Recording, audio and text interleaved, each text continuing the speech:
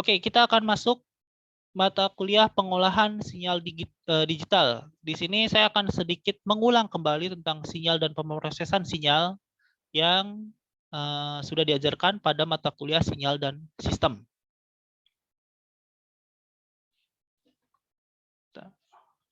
Oke. Sistem pemrosesan sinyal digital. Oke, jadi pemrosesan sinyal digital itu berkembang dengan sangat pesat pada 60 tahun ke belakang. Yang jadi pencetus utamanya adalah kemajuan yang signifikan dalam teknologi komputer digital dan fabrikasi IC. Nah, IC ini isinya yang paling utama adalah yang namanya transistor. Kalian sudah belajar transistor pada elektronika analog di semester 3 ya kalau nggak salah. Nah, itu transistor. Nah, transistor dalam hal ini digunakan sebagai switch gate atau gerbang switch 01. Nah, itu yang makanya menjadi digital atau bit 0 dan 1. Nah, ini perkembangannya bukan linear ya, karena di sininya logaritmik 100, 1000, 10.000 dan seterusnya. Ini adalah jumlah transistor yang ada pada IC. Jadi perkembangannya berdasarkan hukum Moore bahwa setiap tahunnya itu bertambah secara eksponensial dan sekarang ini di 2019 itu sudah mencapai ada yang mencapai sampai 10 pangkat 11 berapa ya? 100 juta 100 miliar ya. Nah, itu dalam transistor jumlah transistor dalam satu ininya satu IC-nya atau satu chip seperti itu. Jadi sangat banyak yang memungkinkan bahwa pemrosesan sinyal digital berlangsung secara cepat dan juga istilahnya dalam jumlah yang banyak seperti itu ya. Mungkin kalian melihatnya dari RAM pakai RAM di laptop 4 GB, 8 GB, 16 GB dan lain sebagainya. Kira-kira seperti itu. Nah, itu yang mencetus pemrosesan sinyal digital berkembang dengan sangat pesat. Nah, ini yang harus kalian perhatikan bahwa tidak semua masalah pemrosesan sinyal dapat diselesaikan lebih baik dengan pemrosesan sinyal digital. Gitu. Ada yang tetap menggunakan pemrosesan sinyal analog, yaitu kebanyakan sinyal dengan bandwidth yang sangat lebar. Dibutuhkan pemrosesan real time dan dapat diselesaikan dengan pemrosesan analog. Ya, mungkin nanti bisa saja ada kemungkinan dilakukan secara digital kalau teknologinya sudah lebih maju. Melihat perkembangannya juga yang sangat pesat. Cuma informasi belakangan ini bahwa pertumbuhan IC itu sudah tidak sepesat sebelumnya gitu. Jadi karena keterbatasan teknologinya, dia trennya sudah mulai landai, tidak lagi eksponensial. Nah, jika terdapat rangkaian digital dan pemrosesan yang memiliki kecepatan yang memadai, maka pemrosesan digital lebih dipilih. Jadi kalau suatu sinyal itu bisa diproses dengan menggunakan rangkaian digital dan pemrosesannya pun memiliki kecepatan yang memadai, maka pemrosesan digital lebih dipilih dibandingkan pemrosesan sinyal analog. Kenapa demikian? Karena rangkaian digital lebih murah, lebih handal, khususnya dalam noise, gitu ya, lebih handal dan juga memungkinkan operasi dengan pemrograman dengan software ya. Jadi kita tidak perlu lagi mengubah rangkaiannya, misalnya resistornya kita ganti, tadinya sekian ohm lalu kita ganti diubah lagi gitu, tapi menggunakan cukup di program menggunakan software karena yang diganti adalah gerbang logikanya, kira-kira seperti itu, dan juga dia lebih presisi seperti itu.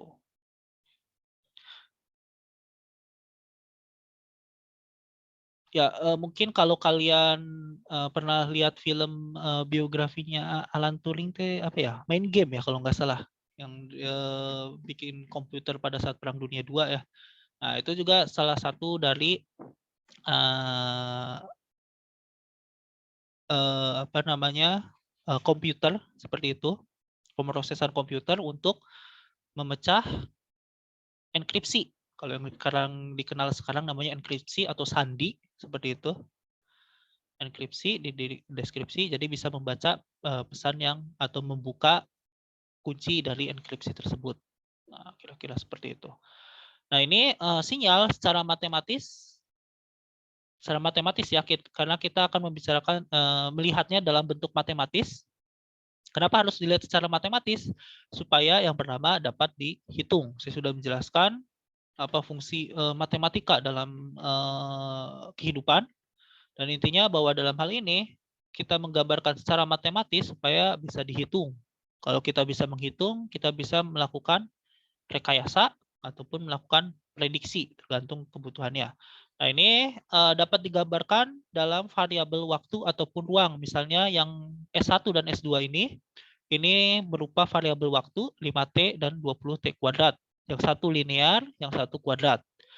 Sedangkan yang berikutnya, yang ketiga, Sx, Y, ini adalah bisa dikatakan sebagai ruang dua dimensi dengan koordinat X dan juga koordinat Y. Nah, jadi bedakan, jangan disatukan antara ruang dan waktu, ya. Itu dimensi yang berbeda. Bisa saja gabungan keduanya. Jadi ada dalam variabel waktu, juga ada dalam variabel ruang. Dan itu sangat memungkinkan sinyal dapat terjadi seperti itu. Sinyal umumnya dituliskan sebagai penjumlahan beberapa sinyal sinusoidal dengan amplituda dan frekuensi yang berbeda. Ini kembali lagi pada pengolahan sinyal analog tentang transformasi Fourier. Kenapa digambarkan dalam bentuk sinusoidal? Nah, itu ada jawabannya pada kuliah sebelumnya. Nah, sebagai contoh adalah sinyal suara manusia. Jadi sinyal suara manusia itu adalah salah satu contoh yang sulit untuk digambarkan hanya dengan persamaan seperti ini. Gitu. Dia harus digambarkan atau dituliskan dalam bentuk seperti ini. Nah, misalnya ini ya contohnya. Ini adalah suara manusia yang mengatakan A, I, U, E, O. Nah, kalau kalian mau memperdalam tentang speech recognition, speech atau voice ya? Speech recognition. Nah, jadi setiap suara manusia itu dibagi dalam dua kategori, yaitu yang namanya sounded dan unsounded. Jadi yang tersuarakan dengan yang tidak tersuarakan. Vokal seperti A, I, U, E, O itu termasuk yang tersuarakan. Beda dengan yang konsonan seperti G gitu ya. Nah, G itu sebenarnya nggak ada kayak, atau B, C. Nah, itu sebenarnya nggak ada suaranya kecuali pada saat kita membacakan vokalnya. Misalnya CE kan gitu, C. Nah, jadi pada saat C-nya itu nggak ada. C seperti itu. Nah, itu ada karakteristiknya kalau kalian ingin memperdalam tentang speech recognition. Nah, oke.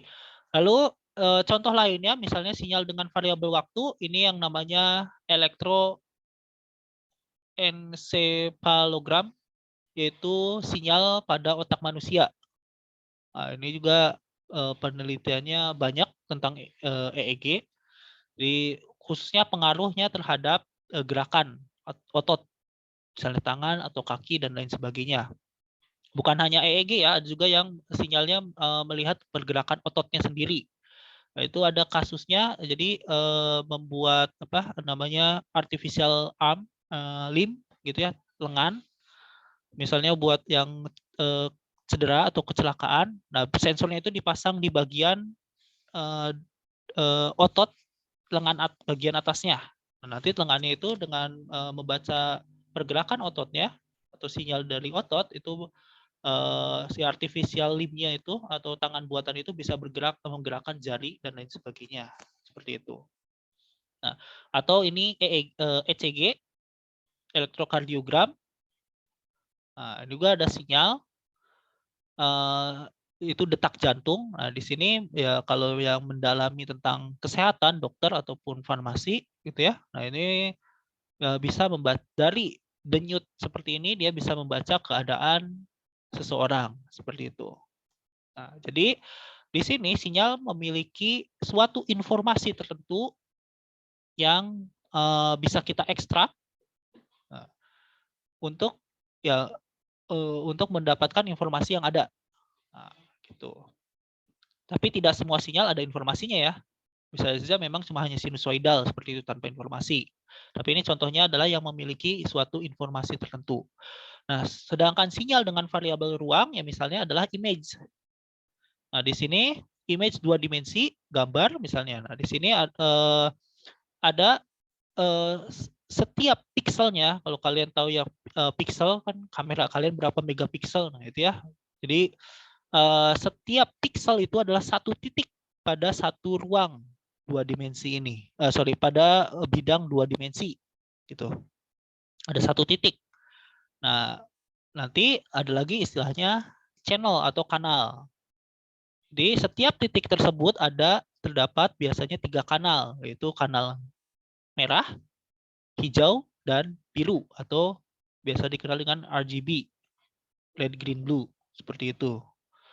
Nah, itu adalah sinyal dengan variabel ruang. Jadi TV kalian, HP kalian, nah, itu yang memunculkan image atau gambar, itu adalah salah satu contoh sinyal dengan variabel ruang.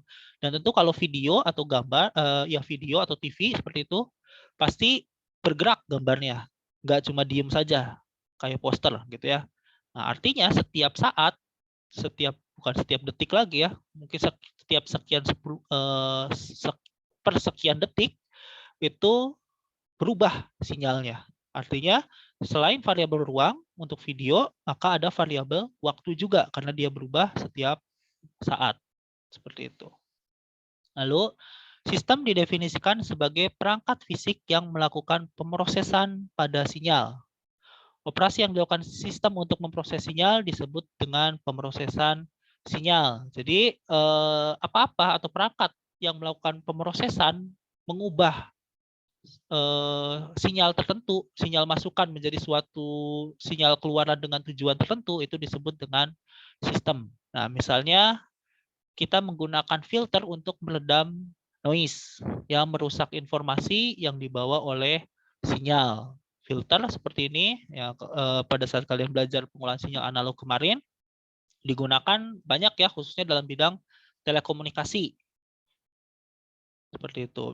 Begitu juga misalnya pada teknik kendali dan instrumentasi, pasti untuk pembacaan instrumentasi dari sensor-sensor tertentu umumnya menggunakan filter supaya bisa dibaca dengan jelas atau sinyalnya tidak rusak, seperti itu. Nah, ini adalah pemrosesan sinyal analog dan pemrosesan sinyal digital. Kalau analog ya ini sebenarnya simple, jadi hanya ya diproses, misalnya filter tadi, filter analog gitu ya. Jadi meredam noise, tadinya ada sinyal masukan dengan noise, keluarannya hanya sinyal masukannya saja, sinyal tanpa noise seperti itu, sinyal informasi. Nah, sedangkan kalau pemrosesan sinyal digital ini lebih panjang. Jadi pertama sinyal yang masuk adalah sinyal analog, gitu ya. Karena secara alami, secara natural, sinyal itu adalah berupa analog. Misalnya suara kita. Suara kita adalah sinyal analog. Seperti itu. Terus kita mau melakukan misalnya rekaman. Ini kan direkam suaranya. Maka diubah menjadi sinyal, nanti ujungnya menjadi sinyal digital.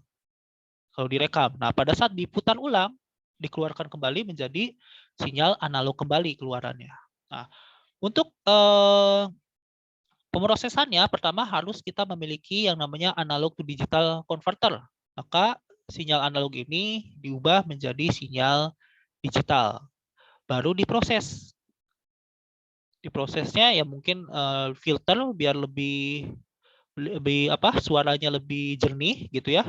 Sekarang kan ada teknologi untuk mengubah suara yang kayak di film Detektif Conan gitu ya. Emang itu ada gitu ya, mengubah suara. Nah, gambar pun bisa difilter, kalian menggunakan Instagram, gambar kalian kayaknya sebagian besar adalah hasil filter.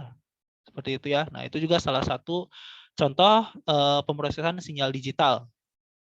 Nah, baru keluaran. Ya, keluarannya sesuai yang diinginkan. Misalnya menghilangkan noise, menghilangkan gangguan, atau memperbaiki, bahkan bisa memperbaiki, memperkuat juga bisa, dan lain sebagainya. Kalau ingin dikeluarkan lagi, tidak direkam, maka kita membutuhkan digital to analog converter. Dan hasilnya di sini adalah analog output sinyal. Jadi kalau misalnya mungkin yang suka pergi ke konser atau yang pernah rekaman musik gitu ya. Nah, dari salah satu contohnya adalah menggunakan mic. Nah, mic itu mengubah dari sinyal analog dari sinyal suara menjadi sinyal listrik. Nah, bisa juga nanti dikonvert lagi sinyal listrik yang masih analog tadi menjadi digital dulu, diproses. Nah, lalu kalau dikeluarkan lagi, diubah lagi menjadi analog lagi, jadi sinyal listrik, lalu dikeluarkan dengan speaker menjadi sinyal suara. Nah, kira-kira gambarannya seperti itu untuk pemrosesan sinyal analog dan pemrosesan sinyal digital. Oke, ini klasifikasi sinyal, ada sinyal multikanal dan multidimensi. Tadi saya sudah jelaskan ya. Kalau multikanal, jadi ya seperti tadi film, TV gitu ya, ataupun ya bisa juga gambar yang berwarna. Nah itu pasti multikanal karena ada setiap pixelnya ada kanal merah, kanal hijau, kanal biru seperti itu. Atau yang lebih ada lagi yang lebih ini cyan, magenta, yellow, sama apa ya? Kayaknya apa ya? Ya pokoknya itulah. CMYK kayaknya apa ya? Ya pokoknya itu pokoknya tergantung. Yang paling umum adalah RGB, red, green, blue. Multidimensi ya kalau misalnya gambar seperti ini, gambar 2 dimensi artinya dia memiliki banyak dimensi. Gitu. Multidimensi. Jadi setiap misalnya berapa? Misalnya 1 megapiksel gitu ya. 1 mega berarti 1 juta, ada 1 juta piksel. Setiap pikselnya, jadi di sini ada 1 juta totalnya gitu ya. Setiap pikselnya ada 3 kanal. Nah, jadi kalau mau dihitung berapa bit tuh. Satu kanal itu adalah 255 ya, dari 0 sampai 255. Sorry, dari 0 sampai 254 berarti ya, 255 bit. Nah, silakan dihitung saja berapa. Lalu ada juga sinyal waktu kontinu dan sinyal diskrit. Nah, ini adalah contoh sinyal diskrit. Jadi sinyal diskrit adalah sinyal yang pasti tidak kontinu. Kelihatannya adalah dengan putus-putus seperti ini, ada titik-titik yang seperti ini. Nah, kalau sinyalnya bisa digambarkan dalam 1 kali goresan, artinya tanpa kita mengangkat pulpen, nah itu adalah sinyal yang kontinu. Seperti itu. Lalu ada juga sinyal amplituda kontinu dan amplituda diskrit. Nah, bedanya dengan yang atas, ini memang kedua-duanya sama-sama waktu diskrit. Nah, bedanya dengan antara yang atas dengan yang bawah adalah kalau ini amplitudanya atau tinggi ininya, tinggi apa itu? Turusnya, tinggi batangnya ya, bisa bernilai berapa saja. Sedangkan yang ini untuk amplituda diskrit ini tingginya itu hanya berada pada level tertentu saja atau tingkat tertentu. Jadi selain yang di garis-garis ini, garis putus-putus ini tidak ada nilai atau tidak ada amplituda yang berada selain di garis-garis ini. Tuh, lihat semuanya berada pada garis putus-putus. Nah itu adalah amplituda diskrit. Yang ini adalah waktu kontinu. Yang nomor 2 dan 3 ini adalah salah satu hal yang penting dalam melakukan analog to digital converter atau conversion ya, konversi dari analog ke digital. Itu yang penting. Yang pertama, yang kedua ini dinamakan sebagai biasanya disebut sebagai diskritisasi. Yang ketiga ini disebut sebagai kuantisasi. Lalu ada lagi sinyal deterministik dan acak atau bahasa Inggrisnya random. Sinyal deterministik adalah sinyal yang pasti, sudah pasti. Seperti itu. Sebagai contoh, misalnya apa ya?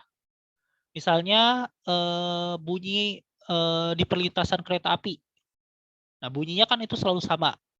Dan kalau jadwalnya benar itu berarti waktunya pun selalu sama. Artinya deterministik. Kita ada jadwalnya seperti itu. Gampangnya dikatakan ada jadwalnya. Dan bunyinya selalu sama, nggak berubah. Tuh. Sedangkan yang namanya sinyal acak itu adalah yang kita tidak tahu kapan dia akan muncul dan kita tidak tahu apa bentuknya atau apa isinya. Gitu. Seperti suara manusia. Ya, misalnya saya ngajar, kalian belum tentu tahu 5 detik kemudian saya akan bicara apa atau kapan saya akan mulai berbicara. Nah, itu adalah contoh sinyal acak. Jadi kita tidak tahu kapan sinyal itu akan datang, kapan atau bagaimana isi atau bentuk dari sinyal tersebut. Itu ada sinyal acak. Oke. Nah, ini untuk konversi analog ke digital. Ini saya akan cepat saja karena biasanya ini sudah dibahas di elektronika analog. Nah, jadi ini adalah sinyal analog, isinya begini, dalam bentuk sinusoidal atau juga dalam bentuk eksponensial kompleks. Kalau kalian lupa tentang eksponensial kompleks, silakan baca kembali materi tentang pengolahan sinyal analog, karena ini akan sangat penting digunakan di materi-materi berikutnya. Lalu dia akan namanya sampling atau diskritisasi. Jadi sampling ini adalah proses diskritisasi yang akan mengubah sinyal analog menjadi sinyal waktu diskrit. Bukan sinyal digital ya, belum. Masih sinyal waktu diskrit. Jadi konversi dari analog ke digital itu di sini cukup panjang. Nah, dari sinyal waktu diskrit maka akan masuk ke perangkat quantizer atau dilakukan kuantisasi menjadi sinyal yang terkuantisasi atau sinyal dengan amplituda diskrit gitu. Jadi setelah menjadi waktu diskrit diubah lagi juga amplitudanya menjadi diskrit. Nah, ini biasanya juga ditambahkan koder atau pengkodean untuk mengubah dia menjadi sinyal digital 0101. Biasanya dalam bentuk biner ya, 2 bit. Kalaupun nanti dituliskannya dalam bentuk hexabit, itu ya bisa saja. Cuma umumnya itu kita menggunakan biner. Nah, ini adalah contoh sampling. Jadi sampling itu sebenarnya hanya menggunakan switch on off. Nah, tergantung nanti dari samplernya di sini apa periode samplingnya. Nah, jadi seperti itu. Jadi di on off kan saja menggunakan switch dengan periode tertentu atau ada frekuensi samplingnya. Nah, kalau kalian yang pernah merekam suara gitu ya atau mungkin melakukan rekaman nggak merekam secara besar-besaran juga misalnya punya tools atau software perekam, nah biasanya diminta frekuensi samplingnya berapa. Nah, itu ada frekuensi sampling. Nah, itu untuk melakukan sampling seperti ini. Nah, lihat, jadi yang tadinya continue seperti ini menjadi putus-putus. Nah, ini adalah salah satu tanda petik ya kerugian sinyal digital. Dia menghilangkan banyak data. Ini kan putus-putus hilang. Jadi datanya hilang seperti itu. Jadi salah satu bukan ya kerugian ya istilahnya ya. Karena ini menjadi hilang, data yang ada ini menjadi hilang. Tapi keuntungannya data yang hilang ini artinya ukuran dari sinyal digital itu lebih kecil dibandingkan sinyal analog. Nah, seperti itu. Jadi ada trade off-nya. Jadi kalau kalian membicarakan tentang kualitas performa gitu ya, analog memang bisa lebih unggul seperti itu. Cuma karena biasanya ini sangat kecil, jadi tidak terlalu terasa, gitu ya. Maka kadang tidak kelihatan bedanya. Hanya mungkin ya beberapa orang tertentu saja yang bisa membedakan antara kualitas analog dengan digital. Salah satu contohnya adalah kalau kalian mendengarkan musik menggunakan piringan hitam. Saya sendiri belum pernah ya mendengarkan musik dengan piringan hitam. Tapi kata orang-orang gitu ya, yang punya pendengaran bagus katanya untuk yang piringan hitam, nah itu adalah salah satu penyimpanan secara analog, sinyalnya pun analog, kualitasnya lebih bagus seperti itu dibandingkan kalau kita mendengarkan dengan CD katanya. Gitu ya. Kalau kalian mau coba silakan. Nah, jadi itu di sampling. Nah, yang harus kalian perhatikan adalah yang namanya NY-Quiz rate. NY-Quiz rate ini adalah batasan frekuensi sampling yang harus dilakukan, yaitu adalah 2 kali dari frekuensi paling tinggi dari sinyal tersebut. Jadi kalau sinyal misalnya sinyal suara kalian maksimum frekuensi paling tingginya adalah berapa ya? Biasanya jarang sampai 5 kilo, jarang sih. Misalnya 1 kilohertz gitu ya. Maka kalian harus disamplingnya minimal adalah 2 kilohertz. Kalau tidak memenuhi ini, maka akan terjadi aliasing. Apa itu aliasing? Jadi karena sinyalnya ini putus-putus, ada informasi yang hilang, maka contohnya seperti ini. Sinyal dengan frekuensi 1/8 Hz dan sinyal dengan frekuensi berapa ini? Minus 7/8, ya 7/8 berarti ya. Sorry, ini 1 Hz dengan yang ininya berapa? 1. Ini 1 Hz. Ininya adalah 4 Hz, 1/4 ya. 1/8 ya. Ini 1 Hz, dan ini 1/8 Hz. Jadi itu. Ini akan memiliki bentuk sampling yang sama. Lihat titik-titik ini ya. 1, 2, 3, 4, 5, 6, 7, 8, 9.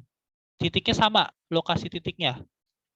Karena disampling dengan frekuensi sampling yang sama. Seperti itu. Akibatnya apa? Karena selain yang titik-titik ini hilang, nah, sistem tidak bisa membedakan ini sinyalnya punya yang mana. Apakah yang ini, yang 1 Hz, atau yang ini, yang 1/8 Hz. Gitu. Nah, itulah alias yang namanya aliasing. Gitu. Itu pasti akan kemungkinan nanti akan salah, hasilnya akan tidak sesuai dengan inputnya, seperti itu. Nah, itu yang harus dihindari. Nah, sedangkan kuantisasi ini adalah mendiskrit, ya, memotong bagian amplitudanya. Jadi misalnya ini tadinya masih diskrit ya, waktu diskrit saja, belum dikuantisasi. Nah, pada saat kuantisasi, nah dia tidak bisa semena-mena letak titik ini. Dia harus mengikuti tingkatan-tingkatan yang ada. 0,1, 0,2, 0,3. Artinya, kalau tidak memenuhi ini, dia harus dipindahkan. Nah, misalnya ini. Jadi kalau misalnya kita punya nilainya 0,729. Nah, bisa dengan cara dipotong, ditrunket, jadi hanya 0, jangan yang 0,7 ya, yang 0,59. Bisa dengan cara ditrunket, jadi hanya 0,5 dikebawahkan, atau dibulatkan yang paling dekat, misalnya jadi ke atas. Seperti itu, di rounding. Seperti itu. Nah, ini antara metode trunket dengan rounding memiliki perangkat yang atau device atau perangkat yang berbeda, gitu ya. Memang yang paling sederhana ditrunket, itu lebih gampang. Seperti itu. Karena kita tidak perlu melihat dia ini lebih dekat ke atas atau ke bawah. Pokoknya kalau dia lebih tinggi dari ini, potong. Seperti itu. Nah, itu bisa menggunakan perangkat, apa sih namanya? Bukan divider ya, saya lupa. Komparator. Nah, komparator sebenarnya sederhana. Perangkat komparator itu lebih sederhana, menggunakan trunket gitu ya, komparator dibandingkan. Nah, untuk pengkodean itu menentukan bilangan biner unik untuk setiap level kuantisasi. Jadi misalnya ini dari 0 sampai 1, berarti ada berapa tuh? 11 ya. Berarti di sini harus kalau 11 maka 2 pangkat 4. Berarti menggunakan 4 bit. Misalnya di sini 000, 001, 002, 0010 dan seterusnya. Dia harus unik. Nah, kuantisasi memiliki sejumlah L tingkat. maka dibutuhkan sebanyak L bilangan biner berbeda minimal dengan panjang B bits dan dapat menghasilkan 2 pangkat B bilangan biner berbeda. Jadi tadi kalau misalnya L-nya ada 11, maka B-nya ini minimal harus 4. Minimal yang paling dekat. Dan seterusnya. Jadi kalian bayangkan sendiri kalau misalnya gambar kalian itu adalah 1 megapiksel dan setiap pikselnya adalah 3 kanal, setiap kanalnya adalah 255 bukan 255 bit ya. 0 sampai 255 ada 255 tingkat yang berbeda. Sorry, bukan 255 bit ya, tadi saya salah.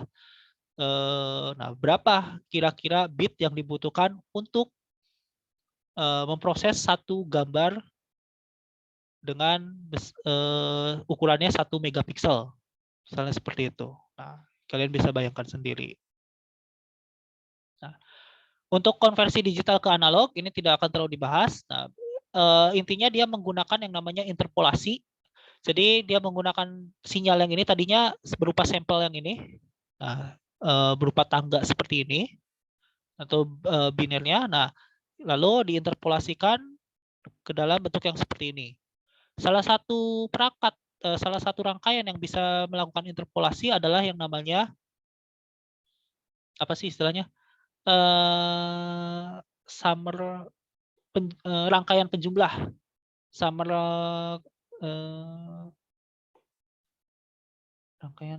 summer circuit, rangkaian penjumlah. Bisa menggunakan apa itu namanya op-amp, operational amplifier. Harusnya dijelaskan di pengolahan bukan elektronika analog. Itu rangkaian penjumlah. Itu bisa melakukan interpolasi menggunakan dari bit-bit yang sudah dihasilkan dari AD converter seperti itu. Oke, sepertinya cukup sampai di sini.